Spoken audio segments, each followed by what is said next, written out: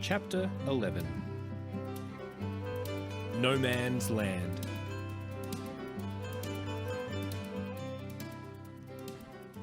The following week, Jed invited me round for dinner because his mum, V, was making my favourite beef and noodle soup. It's called pho, but pronounced like pho, for non-Vietnamese speakers like me. His dad, Koa, was in Sydney on business. He did something with computers, and I don't think even Jed really understood. But Lily was home and ignoring us as usual. She was upstairs in her room while Jed and I were downstairs playing Nintendo 64. When V's car pulled up, the two of us went to help her bring in the shopping. "Thanks for having me over, V," I said.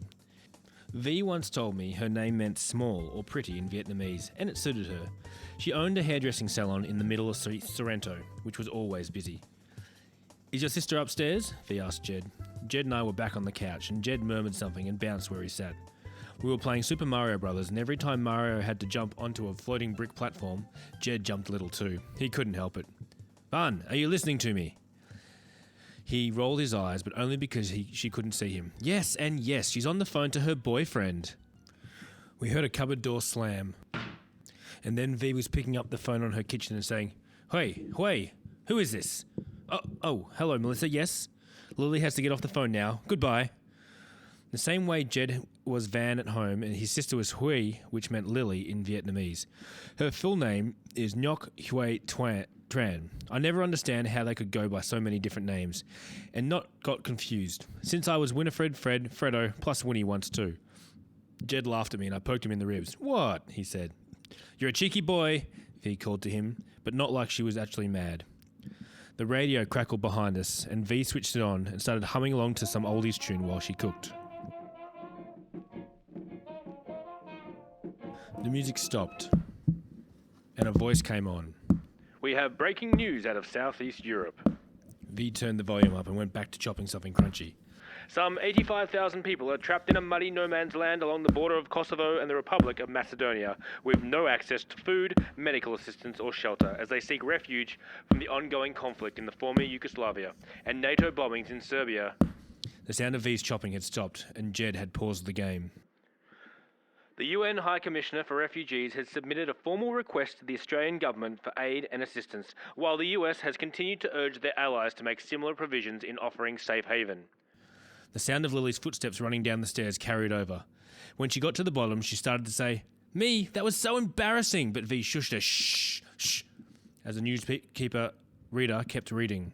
"Prime Minister John Howard has reasserted that the government will not offer asylum. Immigration Minister Ruddock said..." Then a different voice came on, a recording of a man saying, "Flying plane loads of refugees into Australia would not be an appropriate response." V said something under her breath, and then she switched off the radio. Jed unpaused the game and went back to Mario, and his heart and thumbs weren't really in it anymore. Lily wandered over and sat sideways on one of the armchairs, her legs hanging over the side. The screen door opened and shut behind us as V went outside.